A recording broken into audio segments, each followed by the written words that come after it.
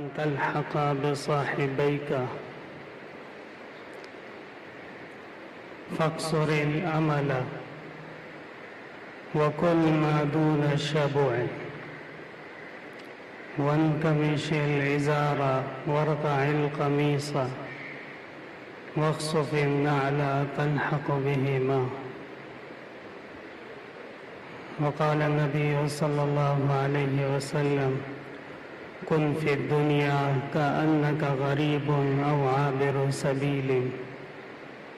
اللهم صل وسلم على النبي الأمي وعلى آله وأصحابه وبارك وسلم عليه. میرے محترم بزرگوں اور بھائیوں، قرآن کریم میں اللہ تبارک و تعالی نے جہاں پر انبیاء کرام اور صلحاء کرام کی عادات اور دعائیں بیان کی ہیں،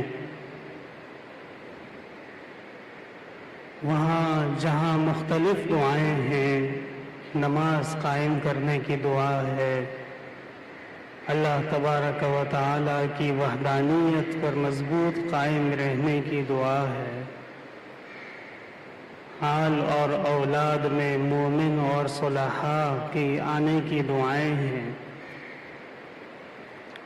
اس کے ساتھ ساتھ ایک بہت اہم معاملہ ہے جسے علماء کرام کہتے ہیں رفاقت صالحین، یعنی اللہ کے نیک بندوں کے ساتھ ہونا۔ یہ دعا بھی انبیاء کرام نے، صلحاء کرام نے اور بزرگان دین نے ہمیشہ اپنی دعاؤں میں شامل رکھی ہے۔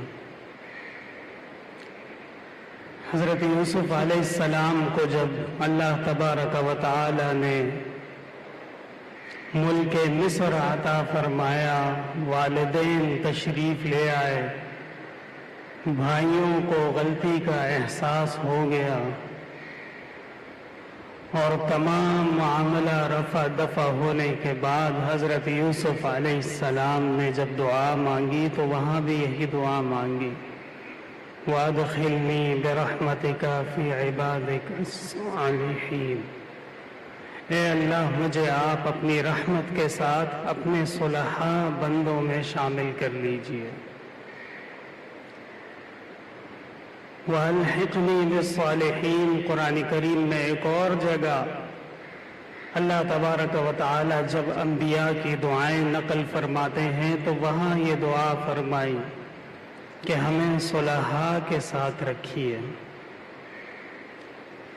یہاں قابل غور بات یہ ہے کہ آخر وہ کیا وجہ ہے کہ جس کی وجہ سے صلحاء کا ساتھ اتنی اہمیت کا حامل ہے، اور حضرت یوسف علیہ السلام، حضرت موسیٰ علیہ السلام، حضرت ابراہیم علیہ السلام جو خود اللہ کے رسول اور انبیاء ہیں، وہ بھی جب دعا مانگتے ہیں تو اس میں صلحاء کی معیت اور صلحاء کے ساتھ ہونے کی دعا مانگتے ہیں۔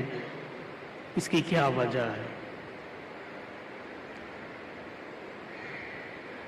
علماء کرام نے فرمایا ہے کہ اللہ تبارک و تعالی نے ہمیں اور آپ کو جو دین کی ہدایت اور روشنی عطا فرمائی ہے، اس دین کے آگے بڑھنے کے جو طریقے ہیں، اس دین کے قائم رکھنے کے جو طریقے ہیں، اس دین کو مضبوط رکھنے کا جو اسباب ہیں، ان میں سب سے بڑا اور اولی طور پہ جو آتا ہے وہ معیت اور ساتھ دینا ہوتا ہے۔ پیغمبر صلی اللہ علیہ وسلم کے ساتھ صحابہ کرام نے جس طرح ساتھ دیا ہے اور جس طرح معیت فرمائی ہے، وہی کی اسی کی برکت ہے کہ آپ صلی اللہ علیہ وسلم کا کوئی قول، کوئی عمل، کوئی فعل، کوئی نصیحت، کوئی ارشاد وہ امت اس سے بے خبر نہیں ہے۔ صحابہ کرام کا آپ صلی اللہ علیہ وسلم کے ساتھ رہنے کا شوق اتنا زبردست اور زیادہ تھا کہ حضرت عمر رضی اللہ عنہ نے باقاعدہ اس مقصد کے لیے ایک غلام رکھا تھا کہ جب مجھے کوئی کام ہو اور میں بازار کی طرف جاؤں یا گھر کی طرف جاؤں تو اس وقت اپنا غلام پیغمبر صلی اللہ علیہ وسلم کی مجلس میں موجود ہو، اور اس کی یہ ذمہ داری تھی کہ جب وہ واپس مجلس سے اٹھے گا تو حضرت عمر کو پوری خبر اور اطلاع دے گا کہ آپ صلی اللہ علیہ وسلم نے صبح سے شام تک کیا فرمایا، کیا ارشادات فرمائے، کیا تعلیم دی، کون سی وحی نازل ہوئی، کن لوگوں کے ساتھ کیا معاملہ فرمایا۔ یہ سب علم کی طلب ہے۔ اور اگر غور کیا جائے آج ہم میں اور صحابہ کرام کے درمیان جو اتنے زیادہ فاصلے آ چکے ہیں، اس میں جہاں بہت ساری غلطیاں اور کوتاہیاں ہوں گی، ان میں سے ایک بہت بڑی کوتاہی وہ ہماری عوام کا دین سے بے خبر ہونا۔ اگر ہماری عوام اور ہمارے مسلمان بھائی وہ آج یہ طے کر لیں، یہ بات کا تہیہ کر لیں کہ میری مسجد اہل حق کے اور علماء، ائمہ، خطباء ہر جمعے کو، ہر شب جمعہ کو یا کسی بھی دینی مجلس میں جو بات کہیں وہ بات ہر حال میں مجھے پتہ چلنی چاہیے، تو پھر اس صورت میں گمراہی کے اسباب کم سے کم ہوتے چلے جائیں گے، بے خبری اور جہالت وہ کم سے کم ہوتی چلی جائے گی، اور علم کے دریا وہ زیادہ سے زیادہ ہوتے چلے جائیں گے۔ تو میں آپ حضرات سے یہ بات ذکر کر رہا تھا کہ جب دعا مانگے تو اس دعا کے اندر اس دعا کو بھی شامل رکھا کریں کہ اے اللہ ہمیں بزرگان دین کی مجالس نصیب کرے، اے اللہ ہمیں صلحاء اور علماء اور ورثاء رسول ان کے قریب رکھیں۔ اس لیے کہ یہ دعا حضرت یوسف علیہ السلام نے اور ان کے علاوہ دیگر انبیاء نے باقاعدہ قرآن کریم کے الفاظ میں مانگی ہے۔ اور اس دعا کی برکت کیا ہوگی؟ اس دعا کی برکت سے ظاہر بات ہے کہ جب ایک شخص کسی کے قریب جاتا ہے تو اس کا اثر قبول کرتا ہے۔ صحبت صالح ترا صالح کند، صحبت طالح ترا طالح کند، فارسی میں کہتے ہیں کہ جو صالح کی صحبت ہوتی ہے وہ آدمی کو صالح بناتی ہے، اور گناہگار اور نافرمان کی جو صحبت ہوتی ہے وہ آدمی کو گناہگار اور نافرمان بنا دیتی۔ تو ان دعاؤں کو اگر ہم شب و روز میں شامل کر لیں اور باقاعدہ عملی طور پر ہم اقدامات کریں کہ ہم دین والوں کے قریب ہوں، ہم قرآن اور سنت کے قریب ہوں، ہم قال اللہ اور قال الرسول والے دروس کی خبر رکھیں، تو وہ دن دور نہیں ہوگا کہ آپ خود بھی ایک عالم کی حیثیت سے، ایک دینی رہنما کی حیثیت سے، یا زیادہ سے زیادہ اللہ کے ایک ولی کی حیثیت سے امت کے اندر موجود ہوں۔ صلحاء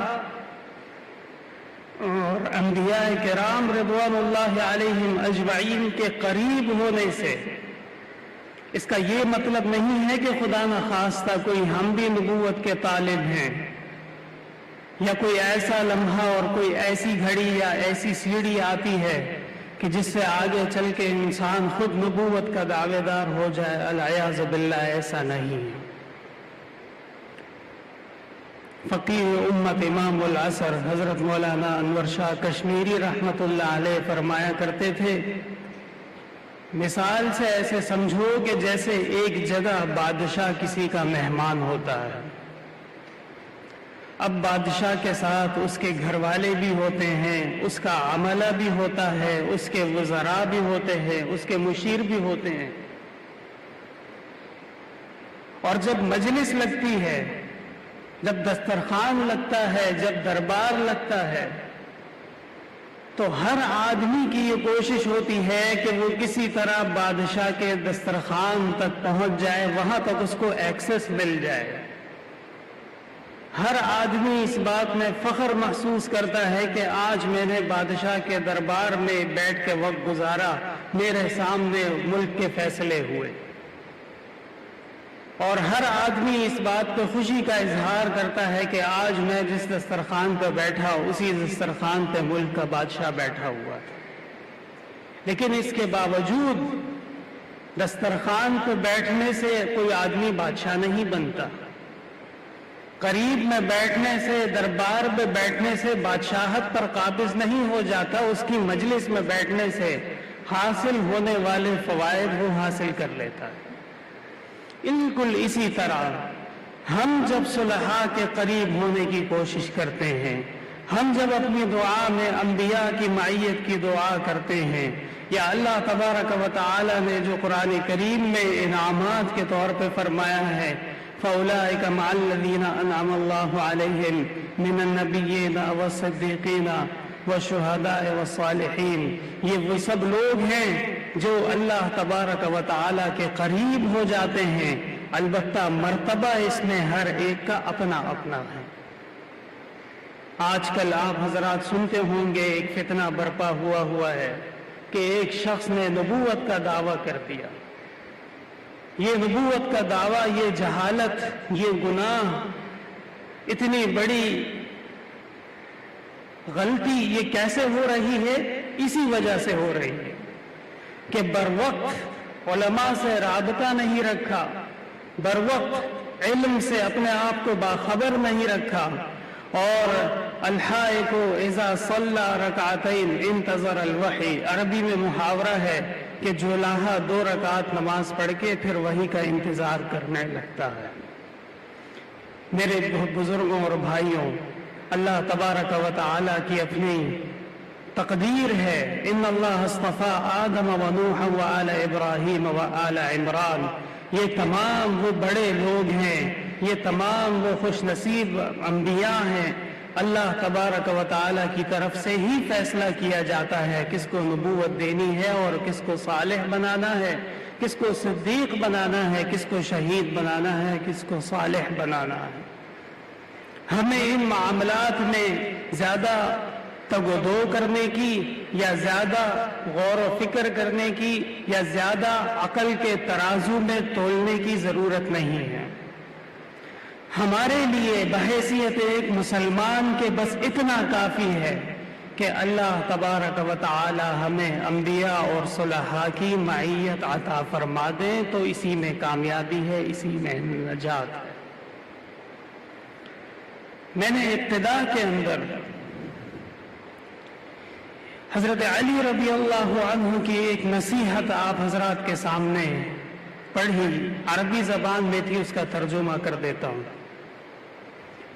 حضرت عمر رضی اللہ عنہ خلیفہ ثانی اور آپ صلی اللہ علیہ وسلم کے محبوب صحابی، جن کی زبان پر اور جن کے قلب پر اللہ تبارک و تعالی نے حق جاری اور ساری فرما دیا تھا. اور حضرت عمر وہ شخص ہیں کہ جس راستے سے وہ گزرتے تھے اس راستے سے شیطان بھاگ جاتا تھا. وہ حضرت علی کرم اللہ وجہہ کو کبھی کبھی فرمایا کرتے تھے کہ مجھے نصیحت کیجئے، مجھے کوئی ایسی بات کیجئے جو میرے کام کی ہو، جس سے دین کے اندر مجھے ترقی ملے. آپ اندازہ لگائیے، آج کل کے زمانے میں 2 الفاظ کسی نے پڑھ لیے یا ایک معمولی سا شیخ کوئی بن جائے تو پھر وہ اپنے آپ کو نصیحت سے اور کام کی بات سننے سے مستثنا سمجھتا ہے. یہ ہمارے اسلام کا طور طریقہ نہیں ہے. حضرت عمر جو کم و بیش 3 بر اعظموں کے اور اس وقت کی موجودہ دنیا کے خلیفہ اور سب سے بڑے حکمران تھے، وہ اپنے چھوٹے بھائی سے فرما رہے ہیں، حضرت علی کرم اللہ وجہہ سے، کہ مجھے آپ نصیحت کیا کریں، اور نصیحت ایسے شخص سے مانگنی چاہیے جو واقعی نصیحت کا اہل ہو۔ اگر ایرے غیرے سے، بدعقیدہ سے یا گمراہ شخص سے نصیحت طلب کی جائے گی تو وہ نصیحت نقصان پہنچا سکتی ہے۔ یہ بھی ایک پورا فن ہے، پورا علم ہے، اس بات کو جاننا کہ کون سی وہ شخصیت ہے جس سے نصیحت قبول کرنی ہے، اور وہ کون سے لوگ ہیں جن سے نصیحت تو کیا، جن کے عمل سے بھی دور رہنا۔ حضرت علی کرم اللہ وجہہ آپ صلی اللہ علیہ وسلم کے داماد، آپ صلی اللہ علیہ وسلم کے گھر کے فرد، اور آپ فرمایا کرتے تھے انت منی بمنزلۃ ہارون من موسیٰ الا انہ لا نبی بعدی، تم میرے لیے ایسے بھائی ہو، ایسے مددگار ہو جیسے حضرت موسیٰ کے لیے ہارون تھے، مگر یہ کہ میرے بعد کوئی نبی نہیں۔ حضرت علی کرم اللہ وجہہ نے ایک موقع پہ حضرت عمر رضی اللہ عنہ سے فرمایا ان سرک ان تلحق بصاحبیک، اگر تم یہ چاہتے ہو کہ تم اپنے دوستوں کے ساتھ جا ملو، 2 دوستوں کے ساتھ، کون سے 2 دوست؟ اذ ہما فی الغار اذ یقول لصاحبیہ لا تحزن ان اللہ معنا۔ قرآن کریم میں اللہ تبارک و تعالی نے ان کا ذکر کیا، وہ 2 افراد محمد مصطفیٰ صلی اللہ علیہ وسلم اور ابو بکر صدیق رضی اللہ عنہ، حضرت عمر رضی اللہ عنہ کے بہت عزیز اور قریبی اور آپ کے محبوب تھے۔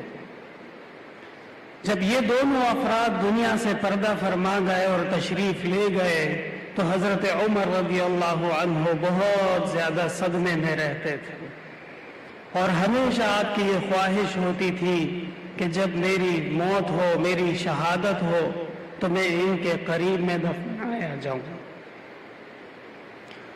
حضرت علی رضی اللہ عنہ نے فرمایا اگر تم واقعی ان کا ساتھ دینا چاہتے ہو اور یہ چاہتے ہو کہ ہمیشہ ان کے ساتھ رہو تو 5 باتوں کو اپنے پلو باندھ لو، 5 کام تم نے کرنے ہی کرنے ہیں، تب ان کے ساتھ تم جا کر ملو گے۔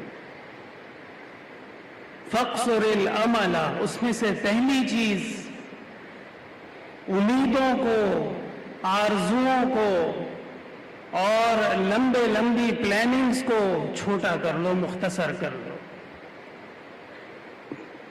آج ہم جب اپنا مستقبل کے بارے میں تیاری کرتے ہیں، کچھ سوچتے ہیں، تو ہماری پلاننگ اور ہماری تیاری 100 سال اور 200 سال سے کم کی تو ہوتی ہی نہیں۔ گھر بنایا جاتا ہے، بنگلہ بنایا جاتا ہے، کوشش ہوتی ہے اس میں اچھے سے اچھا سریا ڈالا جائے، اس میں اعلیٰ سے اعلیٰ سیمنٹ استعمال کیا جائے، اس لیے تاکہ دیر تک قائم رہے۔ کیوں دیر تک قائم رہے؟ اس لیے کہ ابھی جانے کا ارادہ ہی نہیں ہے، آدھی عمر گزر چکی ہے، عمارت کھڑی کی جا رہی ہے، لیکن 100 سال اب اس عمارت میں رہنے کے دل بھی چاہ رہا ہے۔ تعلیم حاصل کرنے جب نکلتے ہیں تو کئی سال ایک بچہ جب پرائمری اسکول میں داخل ہوتا ہے اور میڈیکل کالج سے یا انجینئرنگ کالج سے نکلتا ہے تو 18-20 سال سے کم کا عرصہ نہیں لگتا اس کو، اور پھر اس کے بعد بہت لمبی اس کی سوچیں ہوتی ہیں اور لمبے طویل اس کی پلاننگز ہوتی ہیں کہ یہ کرنا ہے اور دنیا کے مقاصد حاصل کرنے ہیں۔ حالانکہ حقیقت کیا ہے؟ میں آپ کے سامنے ایک مثال رکھوں۔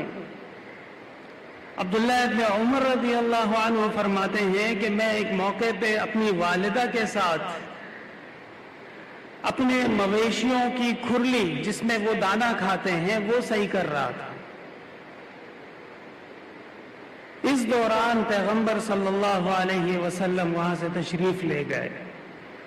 آپ نے عبداللہ سے پوچھا ما ھذا، یہ کیا ہے؟ عبداللہ ابن عمر نے جواب دیا شیء نصلحہ، یہ خراب ہو گیا ہے، ہم اس کو صحیح کر رہے ہیں۔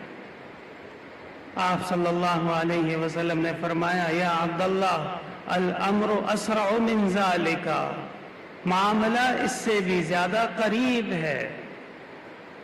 کیا مطلب؟ یعنی زندگی مختصر ہے، عمل کا وقت کم ہے، قیامت قریب ہے، اور دنیا کے معاملات کے اندر اپنا وقت گزارنا، اپنے اوقات ضائع کرنا اس کی گنجائش نہیں ہے۔ یہاں تک کہ عبداللہ ابن عمر کو جانور کی کھرلی صحیح کرتے ہوئے دیکھا اور اس سے فرمایا کہ یہ تم جو کام کر رہے ہو یہ درست نہیں، اس کے بجائے تم کوئی خیر کا کام کرتے، کوئی نیکی کا عمل کرتے، اللہ کو راضی کرنے والا کام کرتے تو وہ تمہارے لیے زیادہ فائدہ مند ہوتا۔ طویل آرزویں اور امیدیں لگانا یہ ہماری شریعت کے احکام کے خلاف ہے۔ حضرت عبداللہ ابن عمر رضی اللہ عنہ ہی روایت کرتے ہیں، بخاری شریف میں حدیث موجود ہے، کن فی الدنیا کأنک غریب او عابر سبیل، دنیا میں ایسے وقت گزارو جیسے تم کوئی اجنبی شخص ہو یا پھر مسافر ہو۔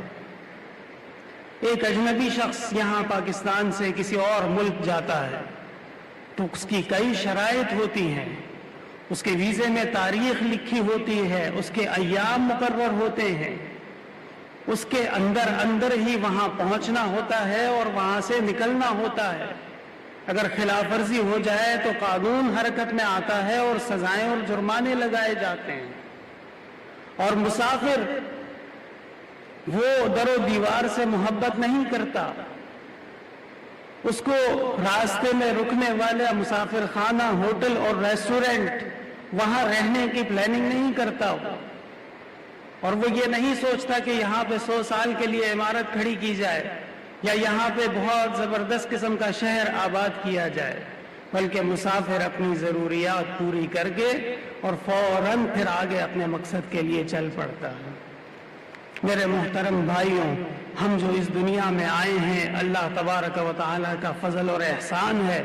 وَلَقَدْ كَرَّمْنَا بَنِي آدَمَ وَحَمَلْنَاهُمْ فِي الْبَرِّ وَالْبَحْرِ، اللہ تبارک و تعالی نے فرمایا ہم نے بنی آدم کو بہت کرامت اور عظمت بخشی ہے، ہم اس کرامت اور عظمت کو غلط جگہ استعمال نہیں کریں گے، ہم بینک بیلنس جمع کرنے کے لیے وقت نہیں گزاریں گے، ہم اعلیٰ سے اعلیٰ پلاٹوں کے حصول کے لیے اور پراپرٹیاں بنانے کے لیے ساری زندگی نہیں لگائیں گے، یہ ہماری آمد کا مقصد نہیں ہے۔ ہاں، دنیا کے اندر وقت گزارنا ہے تو عزت سے گزارنا ہے، سفید پوشی کے ساتھ گزارنا ہے، کسی کے سامنے احتیاج نہیں کرنا۔ اللہ تبارک و تعالی نے بغیر اپنی جان اور پسینے کو دن رات اس کام میں لگائے بغیر جو عطا فرمایا وہ بہت ہے، اس پر شکر اور احسان ہونا چاہیے۔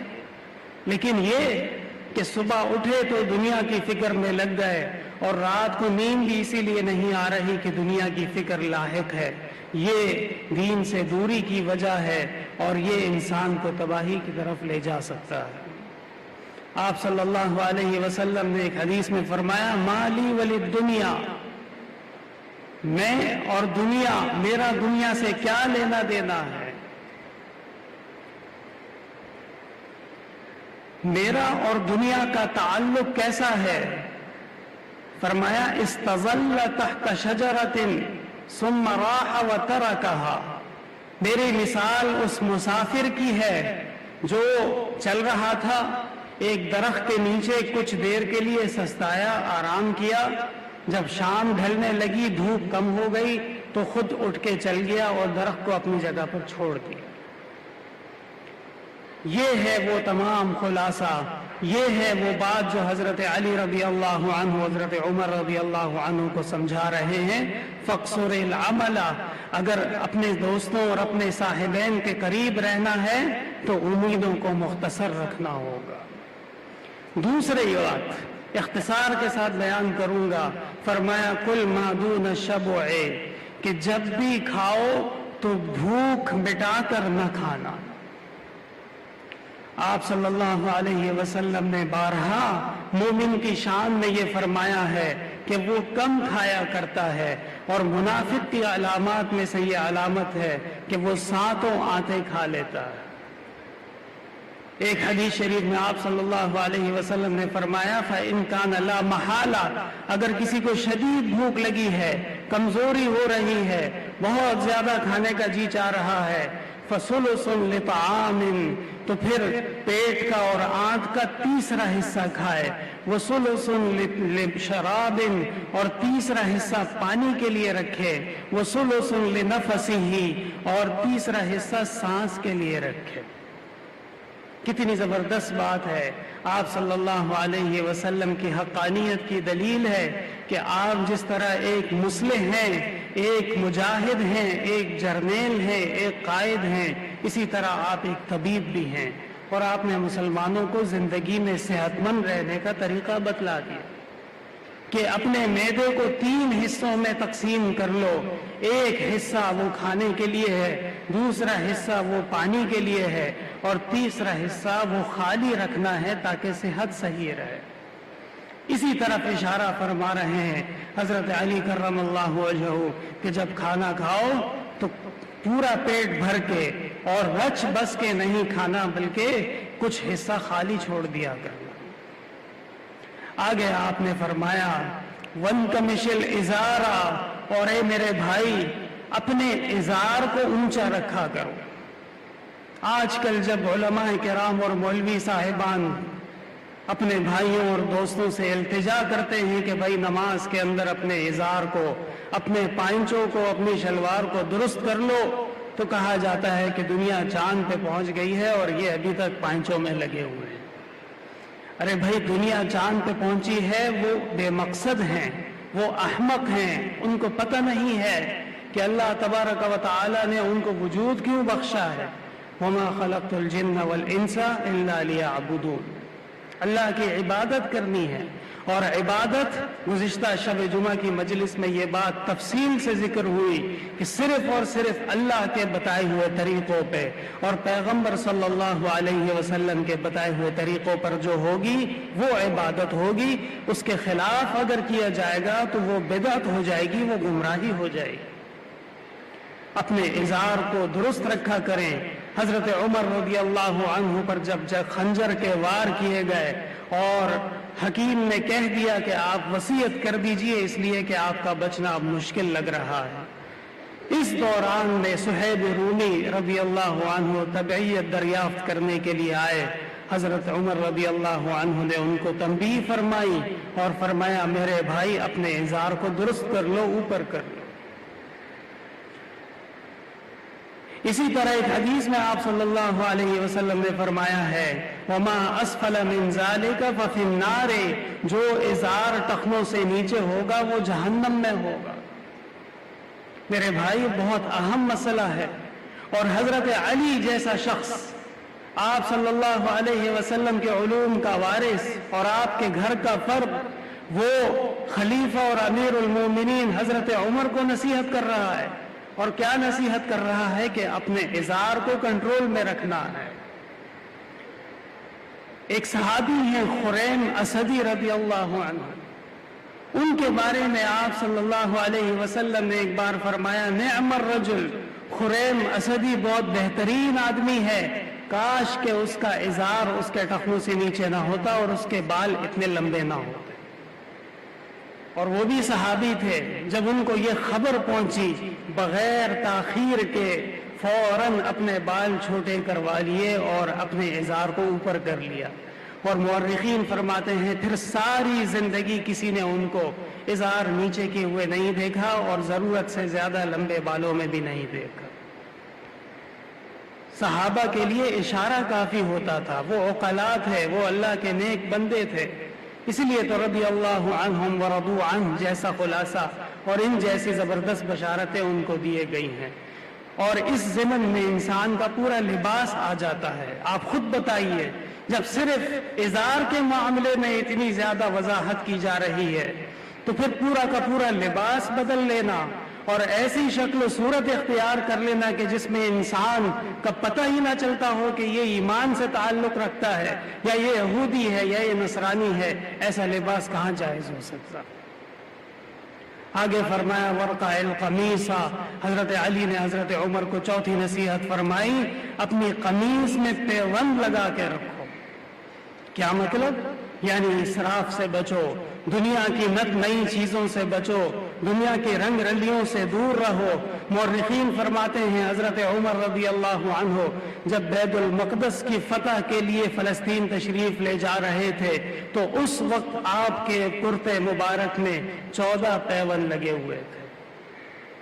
یہ ہے وہ خلیفہ کہ جس کو دیکھ کے یہودیوں نے اور نصرانیوں نے دروازے کھول دیے، مسجد اقصی حوالے کر دی، بیت المقدس حوالے کر دی۔ آج کل ہم مٹیریلزم پہ بڑے سختی سے عمل کرتے ہیں، لیکن جو اعمال کی روح ہوتی ہے، جو واقعی ایک شخص کو فتح دیتی ہے، ایک شخص کو دنیا کے اندر رول ماڈل بناتی ہے، وہ باتیں ہم بھول چکے ہیں۔ اس لیے ہمیں اپنے لباس میں، ہمیں اپنی وضاقتہ میں، ہمیں اپنے اٹھنے بیٹھنے میں بھی اس بات کا خیال رکھنا ہوگا کہ ہم شہداء، صالحین، صدیقین، انبیاء کے قریب جا رہے ہیں یا ان سے دور جا رہے ہیں۔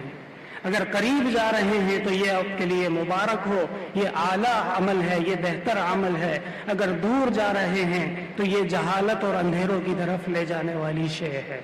اور آخری نصیحت فرمائی وقص فی النعل، اور چپل بار بار بدلنے کی ضرورت نہیں ہے۔ جب چپل اور جوتی پرانی ہو جائے تو اس میں ٹانکا لگا لیا کرو۔